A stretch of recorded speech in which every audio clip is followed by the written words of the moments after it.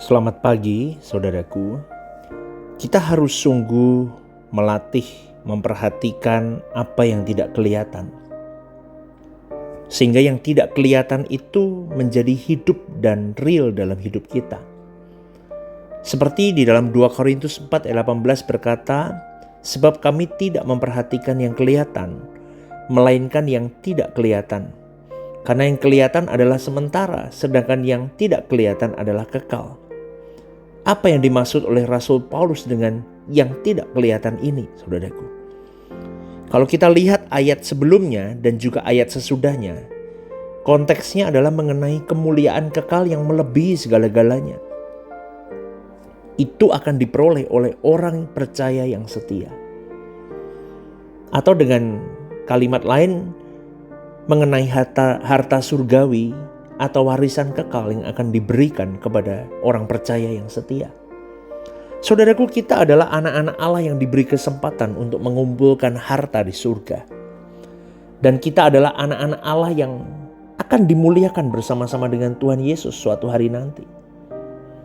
Tentu tidak semua orang Kristen akan menerima hal ini, menerima warisan kekal ini, yang yaitu dimuliakan bersama-sama dengan Tuhan Yesus. Itu adalah kemuliaan kekal yang melebihi segala-galanya.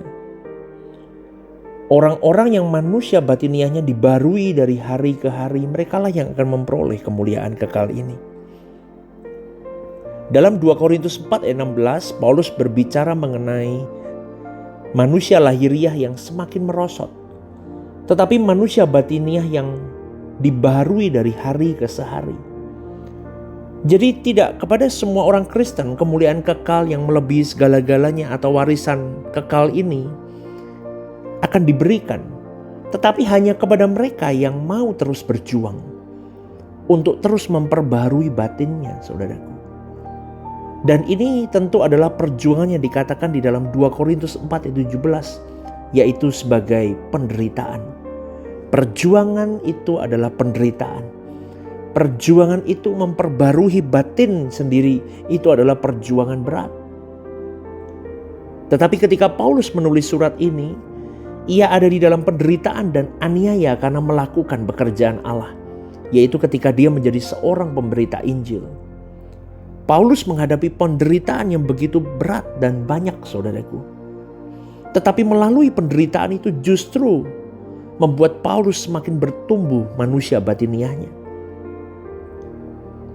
Dan itulah harta kekal yang dimiliki setiap orang percaya yang mau dibentuk oleh Allah.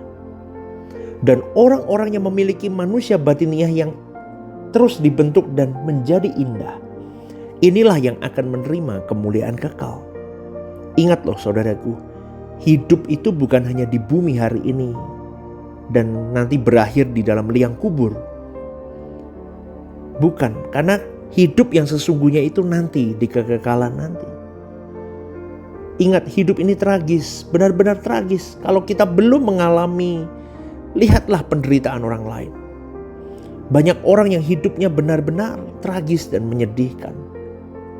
Selain tragis, hidup ini juga sangat cepat dan singkat.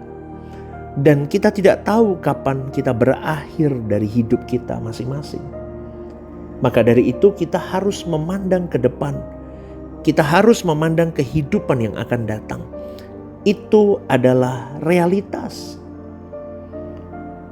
Kehidupan yang akan datang itu bukan impian atau fantasi, bukan omong kosong, saudaraku. Karena dimuliakan bersama dengan Tuhan Yesus, menerima kemuliaan yang kekal melebihi segala-galanya, harus terus kita hidupkan di dalam pikiran kita. Kita harus menghidupkan itu terus di dalam jiwa kita. Sampai hidup kita terangsang fokus hanya kepada satu pencapaian, yaitu mendapatkan warisan kekekalan itu. Sementara itu kita berjuang sungguh-sungguh untuk terus bertumbuh, memiliki manusia batiniah yang indah, yang harum, yang cemerlang, yang cantik, yang akan dibuktikan atau dinyatakan atau dimanifestasikan di dalam kehidupan kita sehari-hari. Bagaimana kita hidup hari-hari. Saudaraku yang dikasihi oleh Tuhan, di mana seorang yang benar-benar memiliki manusia batiniah yang baik, pasti dia tidak melukai siapapun. Pasti dia tidak berduri. Walaupun tentu orang yang hatinya bengkok akan tidak suka dan biasanya menyerang orang yang benar. Biasanya menyerang orang yang takut akan Allah. Biasanya akan menyerang orang yang batiniahnya terus diperbarui, yang dipimpin Roh Kudus. Tapi tidak apa-apa. Karena anak-anak Allah yang baik pasti mendapat serangan dari orang-orang yang dikuasai oleh kuasa jahat, oleh roh jahat.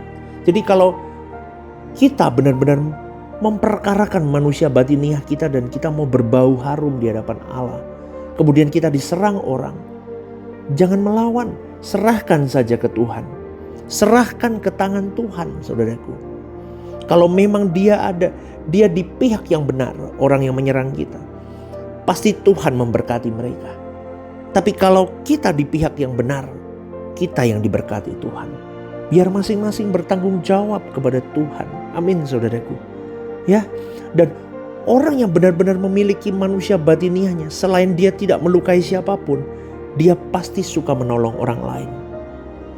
Karena dia punya beban di dalam jiwanya, yaitu terbeban terhadap keselamatan jiwa-jiwa orang-orang yang dia kenal. Dan orang yang memang benar-benar memiliki manusia batiniah yang baik, pasti dia berani mempertaruhkan hidupnya. Gak hitung-hitungan sama Tuhan. Dia berani mempertaruhkan kekuatannya. Apa yang bisa aku lakuin dengan kekuatanku ya? Apa yang aku bisa lakuin untuk Tuhan? Dari kekayaannya.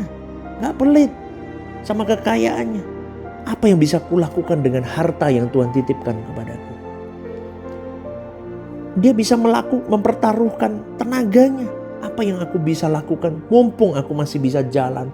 Mumpung aku masih bisa ke sana kemari. Aku bisa lakuin apapun. Aku mau pakai tenagaku untuk Tuhan. Semuanya untuk kerajaan surga.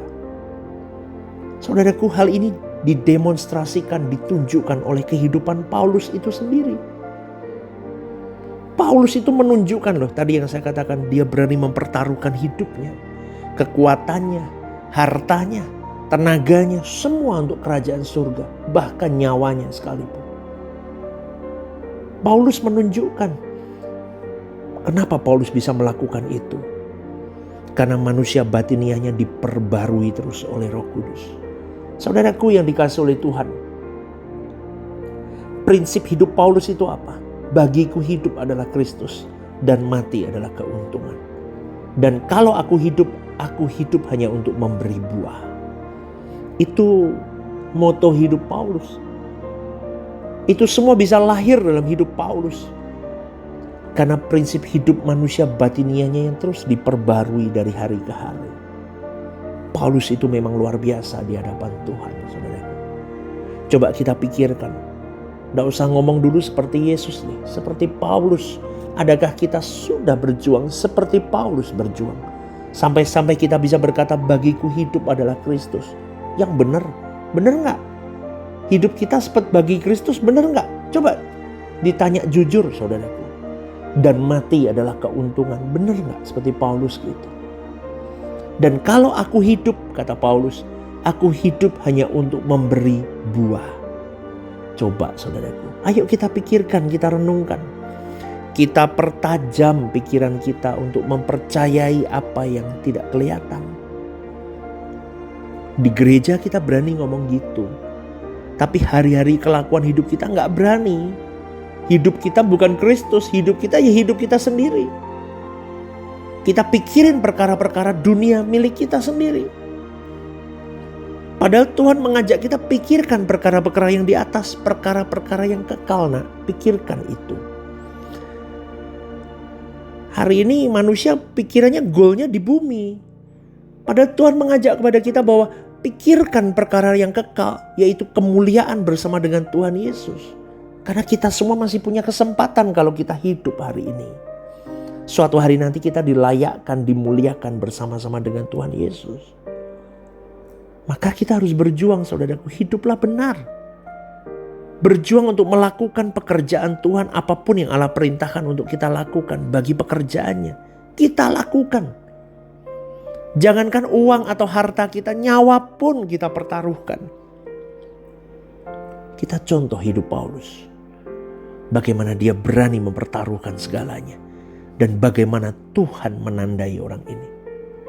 Maka kekristenan kita sudah sampai di titik mana, saudaraku? Renungkan ini. Beranikah engkau mempercayai Dia yang tidak kelihatan? Seperti Paulus yang mempercayai Dia yang tidak kelihatan.